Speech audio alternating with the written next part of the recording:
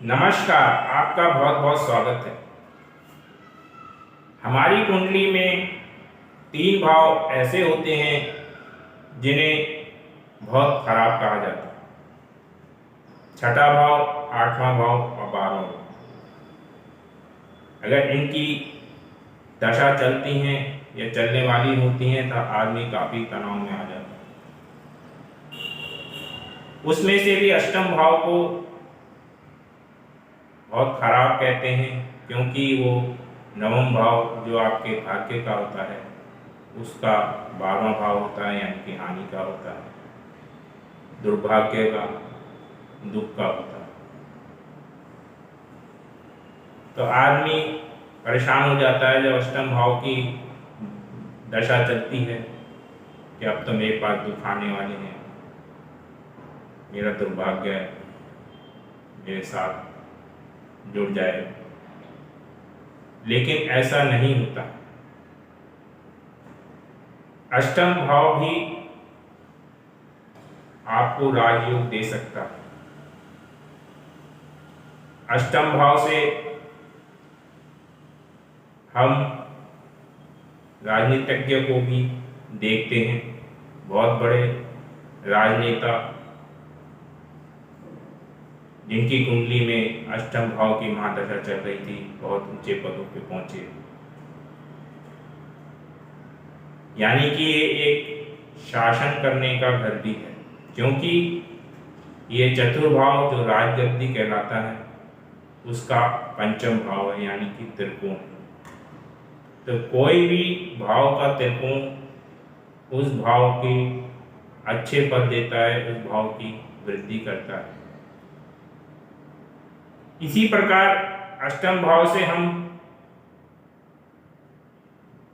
खनिज पदार्थ, जमीन के नीचे मिलने वाले लौह, एल्यूमिनियम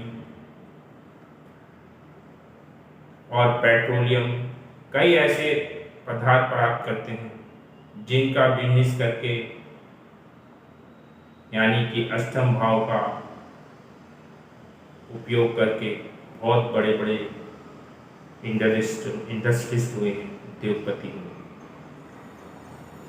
अष्टम भाव गुण विद्याओं का, रिसर्च का भी है। तो बहुत बड़े बड़े साइंटिस्ट अष्टम की दशा में ही राइज किया है। अष्टम भाव क्योंकि आपके सप्तम भाव पार्टनर, पति या पत्नी का, द्वितीय भाव धन भाव है या आपका ससुराल है। तो धन पत्नी का या पति का या ससुराल आपके लिए हमेशा खराब तो नहीं हो सकता। अष्टम भाव से हम, क्योंकि सप्तम का दूसरा है, हर भाव का दूसरा भाव उसका भोग होता है, यानी कि सेक्सुअल लाइफ आपकी कैसी है ये भी इससे देखते हैं, जो जीवन का महत्वपूर्ण भाग। तो ये हर एक का तो खराब नहीं हो सकता। तो हर भाव की तरह ही अष्टम भाव को लेना चाहिए। जैसे कि हर भाव के अपने ट्रेड्स होते हैं, गुणधर्म होते हैं, वैसे अष्टम भाव के भी अपने गुणधर्म होते हैं। अष्टम भाव क्योंकि मेष लगन की कुंडली, जिसे हम कालपुरुष की कुंडली कहते हैं, उसका स्वामी और लग्नेश एक ही होता है, मंगल। उसी प्रकार तुला लगन में वृषभ इसका स्वामी बनता है और तुला दोनों का स्वामी शुक्र। तो क्या मेष लगन, तुला लगन वाले हमेशा परेशान ही रहेंगे? उनका स्वामी एक ही है। यानी कि दशा अगर मंगल की चल गई मेष लगन में और शुक्र की चल गई तुला लगन में, तो उनको दुख प्राप्त होंगे। क्या लग्नेश का कोई महत्व नहीं? ऐसा नहीं। कई बार ये अष्टम भाव आपको राजयोग की तरह भी आपके लिए कार्य करते हैं। जैसे कि मैंने बताया कि ये चौथे भाव का पंचम भाव है, उसी प्रकार ये कार्य क्षेत्र से दसम भाव से, 11वें भाव से, यानी कि लाभ का है, कार्य का लाभ आप यहाँ से देखेंगे।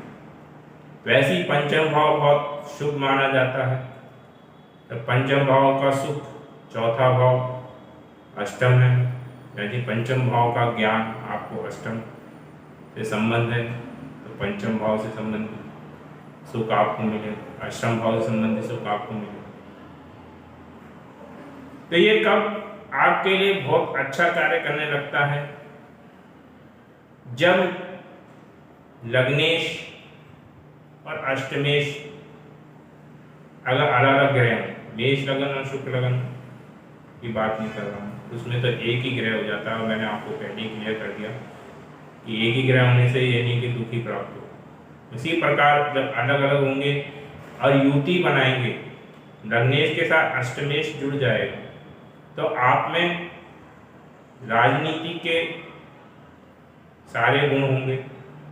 साम दाम दंड भेद से आप सारी नीतियां जानते होंगे, यानी कि किसी भी शासन करने के लिए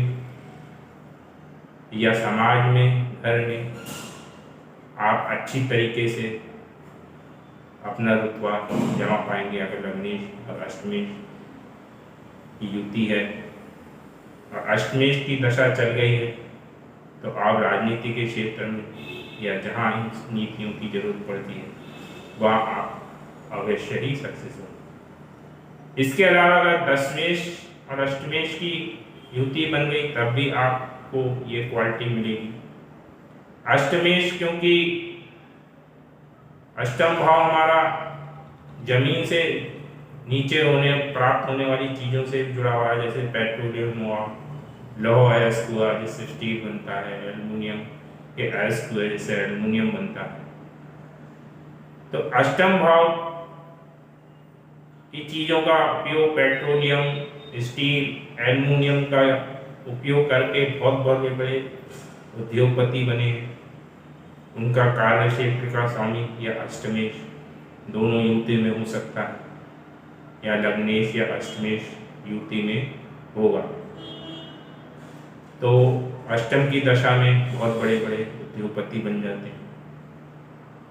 इसी प्रकार पंचमेश और अष्टमेश की युति हो तो पंचम का सुख है, यानी कि आपको राजनीति का ज्ञान पूर्व जन्म से ही होगा।